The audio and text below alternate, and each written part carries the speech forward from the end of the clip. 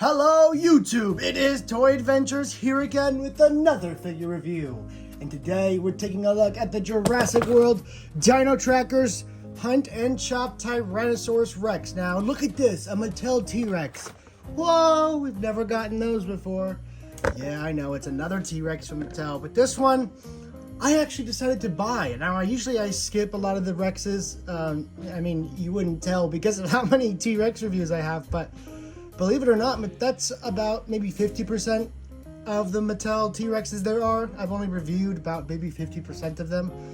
And the reason I chose to buy this one is because it looks different enough and unique enough to warrant buying it. Most of the Rexes they releases are just offshoots or variants of the Extreme Chompin'.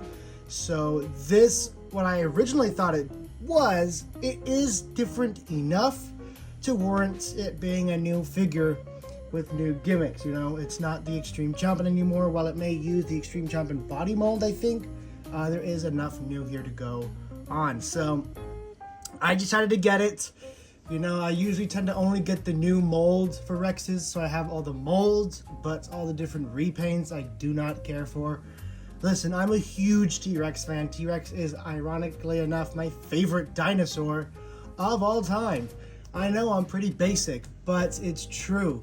So the fact that Mattel has done so many Rexes is cool, but at the same time, it's also kind of tough because not all of them are great. So I feel bad not getting all the Rexes they're making.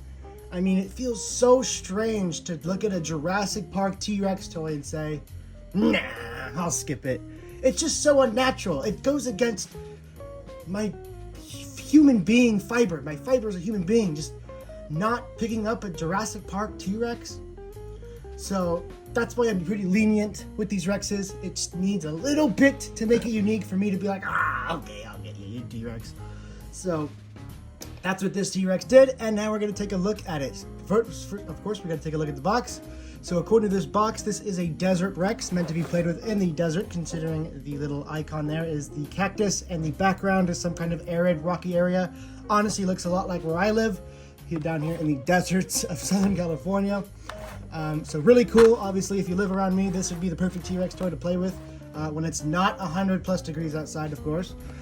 Taking a look at the box here, you just have blue and beta, pretty standard. Dino Trackers Hunt and Chomp. They always come up with these little acronym names, these little like pseudo names for the dinosaurs, just so they all seem unique. You look here at the back. You have the double Chomp and the tracking gear included. Isn't this the second Tyrannosaurus in the Dino Tracker line? Pretty sure there was another one, or am I thinking of the one with the capture gear? That's probably what I'm thinking of, is the capture gear T-Rex. Down here you have the new, I don't know what the dinosaur's name is. I haven't seen the box too many times, but we do have also the Elasmosaurus, which we already reviewed. If you want to see the review for that, check out the channel. And you get tracking gear. This will be useful for your other Rexes. That's why usually I buy the tracking, the Dino Tracker stuff. Even if I don't like the mold, it comes with useful little parts that you can use for other dinosaurs. And by that, just the harness. I just like when they come with cool little dinosaur accessories. And since Mattel really loves to reuse molds, these accessories are probably going to work for most of their T-Rexes, not just this one, which is really neat. Double Chomp and tracking gear included. We already saw that. Take a look at the box. So that's pretty much it for the box on this guy or girl or whatever he chooses to be. Let's go ahead and open the box and see how it is. And here we have the Rex out of the packaging. Now, before we continue, I have to emphasize this, guys. If you guys are enjoying the videos on the channel, whether they be toy movies or toy reviews, please, please, please, please like, share, and definitely leave a comment. It is much more important than you guys would think. I know it just kind of passes your mind, but it really is so important for the YouTube algorithm. We're not doing too well right now. We just need that extra boost, and your guys' likes, your comments, sharing the video with exactly what we need to get out of this and get back to our full strength. So please, please, please, if you guys do enjoy the video, share it with your friends, like the video, and definitely leave a comment telling me what you guys thought about the video or any other video you guys decide to comment on. Just please, please, please, we really need that. It is the only way you guys can help us right now, and it would be more than appreciated. You guys really don't know how much it would help us. So thank you all who have been doing that, and I do encourage you to do so. But anyway, back onto the Tyrannosaurus Rex review. Begging aside, this is a really nice dinosaur, and one thing I noticed immediately is, you know, thinking back to the beginning of the Mattel line, how we had so many stability issues. Things were just getting knocked over left and right. You knocked the table and it fell over. You blew on it, it fell over. You bumped it and it fell over. But these new Mattel dinosaurs, they are perfect. Okay, well, you get my point. They stand really well. You know, you could shake the table like crazy. You could push it around, and it's not gonna fall over. They've really mastered the art of stability, and whether clown feet like the one on this Rex are truly necessary, I don't know. But I'm happy with my dinosaur not falling off the shelf, that's for sure. I do think they could cut the size down on the feet. They're not so bad on this example. They're actually kind of okay. They are pretty fair, but at this point, if the small feet have not been corrected, that's just Mattel saying, listen, we gotta do this, because Mattel has always listened to us. They've always made corrections based on what the fans have asked for. So the fact that the feet still haven't been fixed is telling me more so that they just need it. I don't know why, but they need to do this. It needs to be this way. I don't know if it's their art style or if they just find it easier to balance stuff with big feet instead of going through all the trouble of really getting something to be truly have true equilibrium and balance, you know, with proper proportions. I don't know, because I'm not in the toy creating sphere, and I feel like a lot of people pass judgment without being in the actual toy creating, you know, environment and knowing all the ins and outs and the very small intricacies of toy design, because it can't be simple. There's probably so much more work that goes into these that we don't see, and that's why toys like these are created that are minimally new product. It's mostly reuse because they get a lot of money out of the molds and they can still put a new Rex out. And I'm all for it as long as they look good. I mean, I don't mind repaints. Jurassic Park toys have been full of repaints ever since the beginning of the toy line. Hell, the second series of the toy line did a repaint with the young Rex. So pretty much as soon as this toy line was conceived back in 1993, there were repaints. So repaints do not bother me. I just like good repaints. Make the design and the skin colors and all that really cool, unique. Maybe make them fit an environment like this one. Now, while I'm not big on arid dinosaur looks, this is a good arid dinosaur look. Not that I like it, but it is good for what it's supposed to be. It is a really nice kind of just skin color, you know, peaches skin color going throughout the main body, making it look like almost a lighter version of the already generic Extreme Chompin'. But then it's followed up with this really bright yellowish cream going on the top spine all the way down to the head here with these dark brown stripes. Just a really unique look to it. Usually you see the lighter colors on the bottom, like where the belly is, and the brighter and the darker colors that are on top. But here they've done a kind of a little switcheroo with the cream. Usually this is used for the belly of the dinosaur. That's usually the color they use down here. But they've chosen to put it up here, and I don't know why, but it does make it look like this guy belongs in the desert. Now let's take a look at sculpt, because sculpting is really important on these Rexes, because it's pretty much what distinctifies each and every one is their sculpt, the slight improvements, the slight deprovements. They all kind of give the dinosaurs their character, and I've got to say, this guy has a wonderful sculpt, especially on the head. That's usually where the sculpt is most important. But as you can see, they really did a great job getting that kind of narrow, realistic T-Rex head. Not so much with the actual Jurassic Park T-Rex, because it's really bulky and boxy. But I could see this one being maybe a Jurassic World Rexy. She is a little bit more nimble and thinner than she was in Jurassic Park, which is a little interesting. But the sculpt on this head is fantastic. You have all this little detail put in here with the nice eyebrow ridges. But also, just the shape and the proportions of the head are perfect on this one. Just a really nice look. Kind of a bit of a smaller head. This kind of gives off a young T-Rex vibe, in my opinion, maybe a subadult. Just because most of the Mattel Rexes are usually bigger than this. And this is about epic roar in size. But yeah, really great look, really great sculpt there on the head. They really managed to get the overall dimensions of the Tyrannosaurus head down really well. And like I said, this isn't quite Jurassic Park Tyrannosaurus Rex sculpt, just because the head's a little on the small side and not as boxy. But as just a Tyrannosaurus in general, it is fantastic. It's like a nice mix of scientifically accurate proportioned Tyrannosaurus head and a proper Jurassic Park T-Rex head. It's a nice little mix of the two, in my opinion. So it's a really unique head sculpt. This definitely isn't Rexy, but it is just a really unique looking Tyrannosaurus Rex, and I like it. It's a different Rex. It's not Rexy anymore, and I'm liking that. Listen, I love Rexy, but we've been getting a million of her. So getting unique Rexes with different color schemes that are completely unique, actual repaints instead of just Rexy with a darker brown, a Rexy with a lighter brown, a Rexy with different stripes. Make just different Rexes. Just do completely different Rexes. And that's what they did here, and I really like it.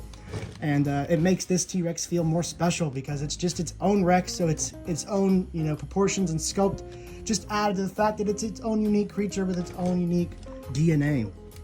And the body is pretty standard. I mean, really all the surprising stuff's in the head. The neck, pretty much from this point forward is where all the really new nice stuff is.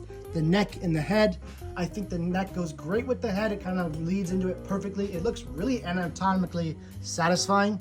And yeah, I'm just really happy with the improvements they've made to the front half of the dinosaur. The back half here is mainly just reuse from the Epic Chompin'. And I mean, why not? They've gotten so much mileage out of that. And I'm sure it's a pretty cost-effective T-Rex to constantly re-release. I'm sure those big ones are shelf hogs. And they know not everyone's gonna buy every T-Rex, so they kind of stick with the Epic Chompin' because it's a more economical little T-Rex sculpt that can get a decent-sized T-Rex to those who want endless amounts of Rexes, So I understand why they always go to the Extreme Chompin' for these more just intermediate Rexes designs, but I really love the head sculpt on this one. It's really speaking to me. I saw the head sculpt even in the promo images, which is why I was so keen on getting this another Rex, because this sculpt on the head really sold me on this one. It just looks really nice. And again, it's not accurate to Rexy. Maybe Jurassic World render Rexy, but not animatronic, not first movie. It's just kind of like I said, it's its own T-Rex. It's its own character, and that's what I really dig about it, because Mattel doesn't do that too often. They usually try and stick to the movies when it comes to specifically T-Rex only, which is kind of interesting because every other dinosaur they give you like some kind of fantastical repaint. But that being said, let's get on to its action gimmicks. So much rambling, but T-Rexes make me talk. Anyway, you get a button right here on the back between the hips. You press that.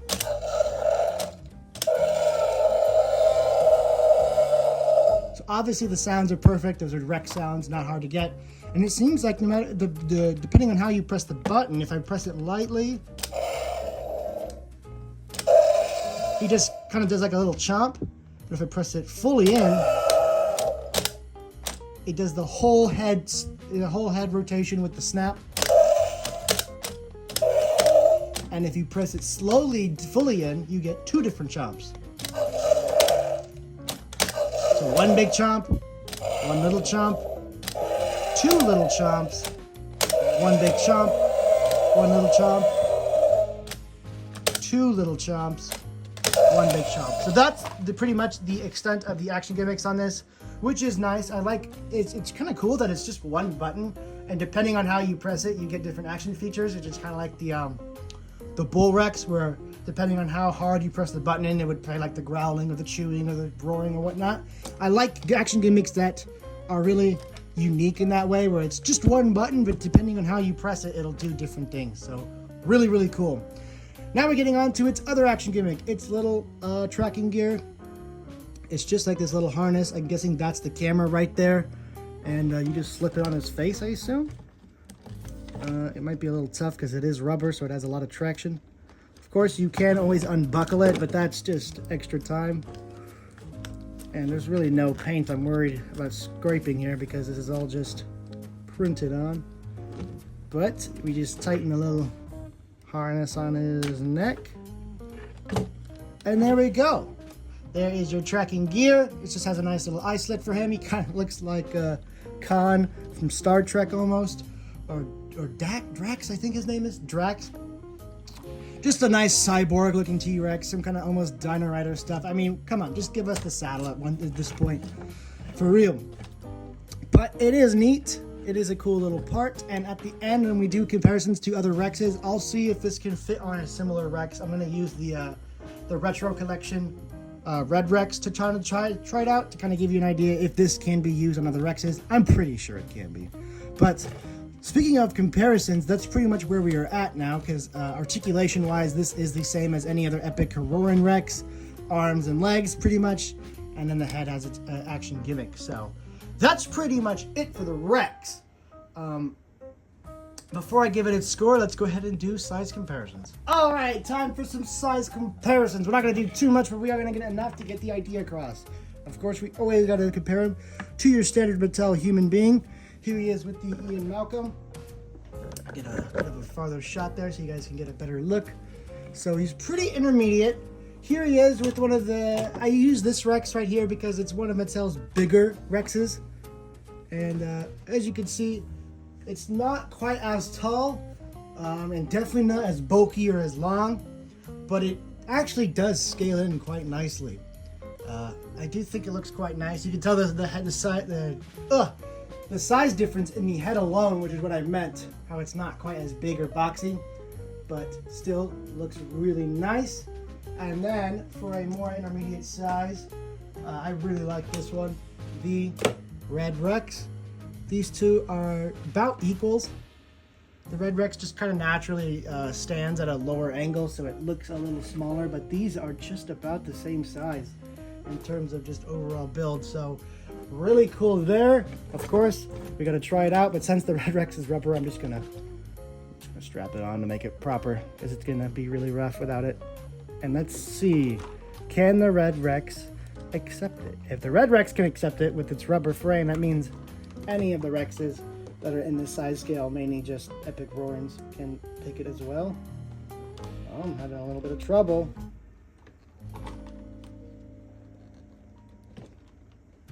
Huh. Well, it's not quite fully strapped in, but for the most part, you can get it on there. Look at that.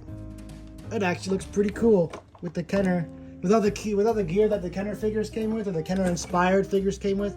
This actually looks pretty cool. If you had Ian all geared up, and then you had Alan all geared up, and then you had this Rex with this kind of gear on it, it looks like it fits in. So that's really cool. Yeah, just another really great Rex. So time for my final verdict. How does the Hunt and Chop Rex fare against other Rexes? Well, it's definitely not a favorite Rex, but it is definitely one of the better re-releases of the Rexes. I don't know if I'd put it in my top 3, but my top 4 probably. Just a great sculpt, really cool looking Rex. It looks great from any angle, just that head sculpt sells it for me. It looks a lot better in person. You're just looking at it from different angles, it looks great. So I really am happy with this new Rex. The paint job's fine, pretty standard for Mattel. I'm not super thrown out, blown out of this world, but it is okay, it's not terrible. So I give this Rex a 7 out of 10.